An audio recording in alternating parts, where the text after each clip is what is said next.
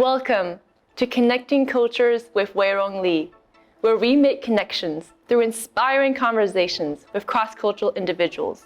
Today, we have a very exciting guest. He was born in Austria and raised in Vienna and from Iran. He is the head of startup services at the Austrian Federal Economic Chamber and also a European digital leader at the World Economic Forum. He is dedicated to bringing in migration entrepreneurship and diversity, equity, and inclusion, DEI, in Austria. Let us give a warm round of applause to Kambis Kohansal Vajargah. Thank you very much. Thank you for coming. Thank you as well, Weirong. Thank you for the invitation and great introduction. You know, I like the energy and the confidence part. Thank you. So, before we start, I asked you to bring your favorite childhood snack, and you chose a green apple. Can you tell us more about this? Yeah, I mean, first of all, it looks nice. Second, it tastes good, but it reminds me of my childhood. You know, when I was still a child, you know, around 8, 9, 10 years old and so on. So my mother always prepared some green apples for me. And, you know, in times of like where you're an adult, you work a lot, you're always like on the go running and it's a bit more stressed, you know. Sometimes if you have something that reminds you of your childhood, it calms you down. It reminds you of like of the past. That's why the apple is my favorite like fruit. Not only the only one, but my favorite one, yeah. So it's really grounding to go back and kind of also understand where we started and where we are now and kind of rooting ourselves. I love that. Totally right. And you know, it calms you down because you remember the past, good moments, you have family with your mother. Parents are a very important part of my life, for sure, the whole family. And that's why I think it's always good to remember where you come from. Right. I love that. Well, since we have it here, this will just be a snack with us during the discussion to make things fun, and that we also have some food with us. Looking forward to this, yeah? Let's make the first bite. I'll try to bite now. My lipstick. Tastes very good. So, I explained a bit about your cultural background in the introduction, but what would you say when somebody says, "Hey, Kambis, where are you from?"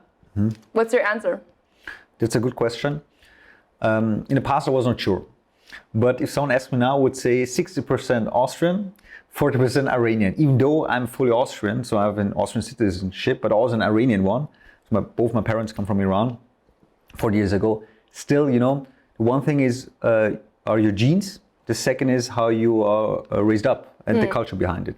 So that's the ratio I would say usually. But I feel like fully Austrian. I also feel fully Iranian. And I think it's not so, you know, important to, just from a mindset perspective, to associate yourself with just one culture, you know, because if you are raised up, let's say in a city like Vienna, where you have hundreds of different cultures, thousands of different nationalities, not thousands, but like a mix of a lot of nationalities, then it's not just that you feel like just, okay, I'm part of this country or this generation or this like culture. I'm also feel Viennese. For instance, if someone asks me, do I feel as an Austrian or Viennese? I say, yeah, I feel like an Austrian, but also like a Viennese. So wherever you're raised up, where you live, you also get some traits with you, the way you're raised up, and that's how I feel. Yeah. When did you recognize that? When did you know your answer would be what you said now? How long did it take for you to recognize that? You know, there was a moment which I always remember, you know, back when I was still at preschool, you know. I had a very good teacher and a very nice class colleagues, but I remember there was one like conversation between them two where they were talking about me, and they were talking about like my German, the quality of German, and that you can hear out of it that I'm not like somehow like fully Austrian. And this you know, it stayed with me. It stayed with me, and this was one of the moments where I said, okay, I will practice on it. I will become like so good that one day I will be even better, like to speak better German than most other Austrians. So I worked on it. And during this time, still, you know, you're young. You're forming yourself as a person, as a character. You have different like influences by your family, by your friends, by your colleagues, and so on. So I think at one point you need to fully accept where you come from, what you want to be, and be open to everything. And it took me years. It took me a lot of years, you know, to recognize this, to accept it. And I would say only like when I started with my first company, okay, which was What You Do, with a lot of like other migrated founders as well. This was the time where I could fully really make up my character, which means that I know where I come from, that I accept it, and then I make use of it. It's interesting how you mentioned that you kind of took power when people mentioned, hey, you don't sound like a local Austrian, and you decided that I'm going to improve, I'm going to do better with my language. Because I remember speaking about you having you on as a guest, and then someone like, yeah, oh, he's great. I mean, he's Austrian though, no? And so it's like now people now think perhaps that you are not, you know, half, but that you're Austrian. Yeah, it's kind of the determination and also the environment that also makes us improve ourselves. So. Yeah, I think it's, you know, I think it would be wrong to say if you get some kind of opinion which you don't like, to say, I give it up. I think you need to work on it. That's about having ambitions in like in your career, in your life, in your private life, and so on. And the funny thing, let me tell you, wherever I go, either it's Spain, it's Brazil, it's whatever country I visit, they believe most often that I'm a local. That I'm a local, like the local part of the local population, which I'm not, and they start like talking with the local language. And I think that also like shows how I am. For me, you know, I can adjust myself, I can adapt myself, but I know still where I come from. And I think if you know and you can accept it, that's actually how you can go on in your life. Yeah. Right. I'll be asking 5 questions, and you have to reply in 5 seconds. They're very simple questions, but we're excited to hear your answer. The first question, what 4 languages do you speak? So Farsi for sure, English and a bit French. What's the best song that depicts the Iranian culture? Very difficult, but there will be Gugush coming this year, so which is the most famous female singer in Iran. I would say one of her songs. What's your next bucket list travel location? Bucket list. So in July, at the end of July, we'll go to Mykonos with my wife and some friends.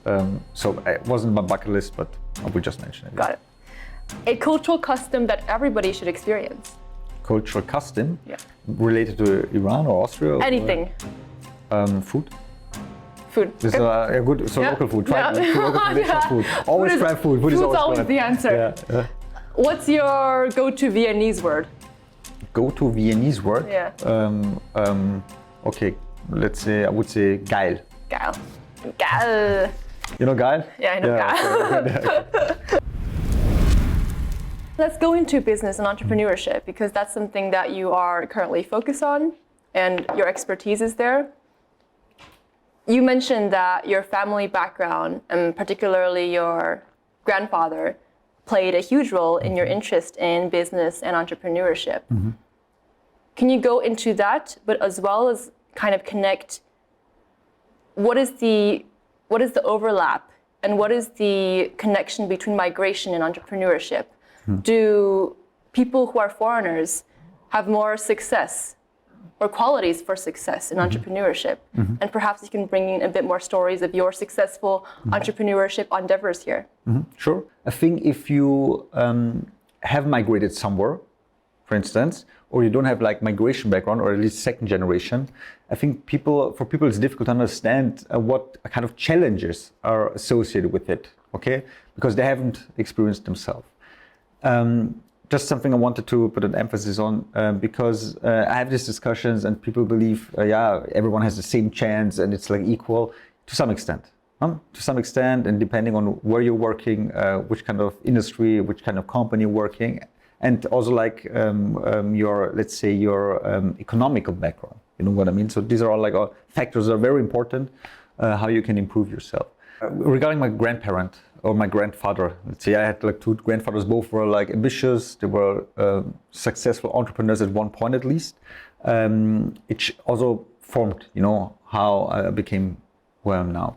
So particularly the grandfather of my father's side, you know, he built everything from scratch. So my parents come from the northern of Iran, below the Caspian Sea. and was like in the 20th century, the beginning of 20th century, they didn't have so much, in terms of like wealth and money, whatever. So what he did is like setting up factories that produce tea. So actually a tea family. Based on this, on the wealth he made, he started like to become even more an entrepreneur, buying like land, setting up their different factories, working on rice, on kiwi, on oranges, whatever, and he built everything from scratch. You have to imagine during his time when he was young, there was a time of like rebuilding, rebuilding like nations, countries, and so on. And he saw the opportunity.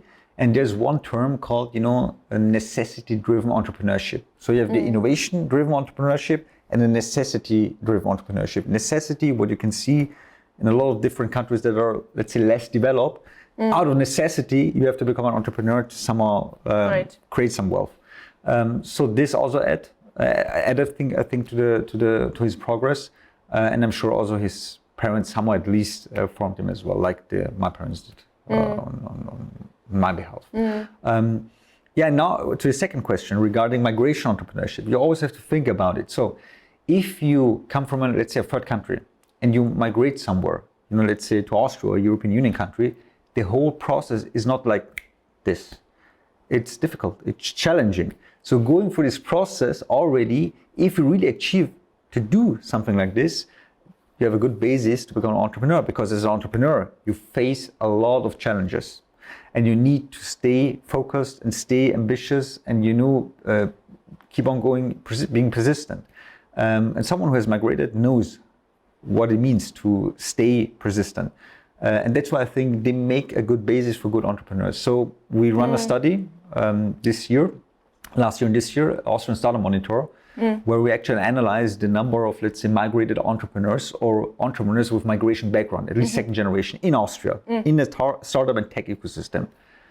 And 1/4, so 25% of all the startup founders in Austria have some kind of migration background. And particularly female entrepreneurs coming from third countries, so outside of the European Economic Region, and they have a higher amount of being an entrepreneur. So there are a lot of like, let's say, PhD researchers coming to Austria with high technological focus, and they have a higher amount of like female entrepreneurship. So yes, it's a good basis. I think this is something we need. We need more out of it to bring other talents with them, other communities, and this is actually how nations are built. You're going to be basically given 5 minutes to do anything that you want, but mainly for you to share a talent with us. It can be anything from whistling to singing, anything. But we want to show the diversity. Okay, it will be a bit, to be honest, I think this, if my families and friends see the video, it will be really, I have to get embarrassed, but I will still do it, okay? I will make a Persian Iranian dance. If that is okay, is that a talent? Is that a talent? Yeah? Okay. Yes. But it will be very short, okay? I just want to show. I want to show the movements. So, please. If you are at one point, are you going to teach us? At let's say at a party, an Iranian party. Right. The thing is, you have to understand they won't let you out of this party without a dance. Right. Okay, so that's why I show you now the dance movement, because it will be good if you, for instance, want to get in touch with like females or males there. So okay. Got it. So in Iranian. The thing is, you don't like dance like this, okay? You have also fast music, but usually it's very melodic. It's a lot of singing, and it's about, having a good time. Right. So the thing is, you always move your hands, exactly. Similar to Arabic or Turkish, you always move your hands. Fantastic. That's it. Actually, you can do like this and just, step to the left, step to the right, some hips, and that's it. Yeah, exactly. You have natural talent. Perfect. You can also do like this, exactly. Wow. And like this, and like this. Okay. And one movement my father showed me was like this kind of dance, okay? Shimmy, but I don't do it anymore. Okay. That's wow. for talent. Thank you. Is there a particular advice that you would want to give to people with such migration backgrounds, but first of all, aren't taking the move to build up their company, but they're just trying to find a way of how can I integrate? How can I find myself and my identity with having to grow up in such a kind of cross-cultural experience and journey? What is your advice to people who are just trying to find their way at this moment? What I think is very important, even if you're introvert and you are shy, I think it's very important to try to get somehow like the access you're looking for, and that's where you need to be proactive. So think about, let's say, the startup ecosystem in Austria, in Vienna. We have a lot of events, a lot of community-oriented events where people connect with each other. So the information is available, it's online, you can check it, the different organizations supporting you.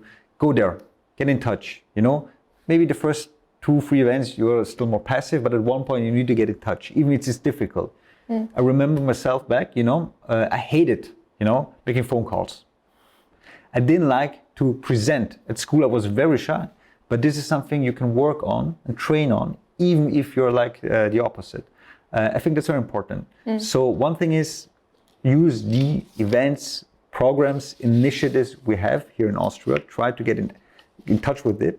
And then this is like a cycle. I always call it like a cycle, because you get to know this person, this again connects with the other person, and so on and so on and so on. This is how you can benefit yourself. And otherwise, apart from that, you can come to me, to Austrian Federal Economic Chamber. We'll be happy to support you as well, to get in touch with the local, let's say, stakeholders. So you would, if you were to say what quality of yourself kind of made you be able to build these successful startups and companies so far, would you say it's ambition? Or what quality would you say? It's a mix of different factors. For sure, it's ambitions, is learning how to be patient.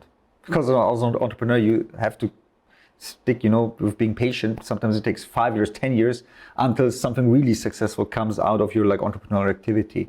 And I think a lot of founders, particularly those who start with that kind of activity, they're not aware of it. You know, that it's not about 1 year, 2 years, 3 years, it's about 5 years, 10 years, 15 years. This is something you either have or you need to develop. You need to train yourself. And for sure, you need good people surrounding you, good employees, good team members, good partners, investors, and even like your private surroundings, you know, pushing yourself. So I always think it's good to stick yourself with people who have the feeling they push you, you know, to push you positively, to stay focused, to stay ambitious, and who keep you being motivated as well. Not that they say everything what you do is good. You can be critical, that's okay. But people who don't drag you down, I think that's very important. And community in every aspect. And sometimes this takes time until you can find this kind of people. So thank you everyone who came and listened and watched our conversation.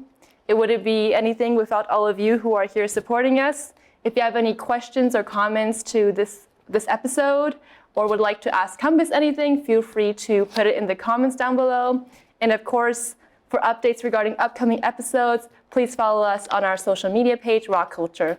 Thank you so much, and this is Connecting Cultures with Wei Rong Li.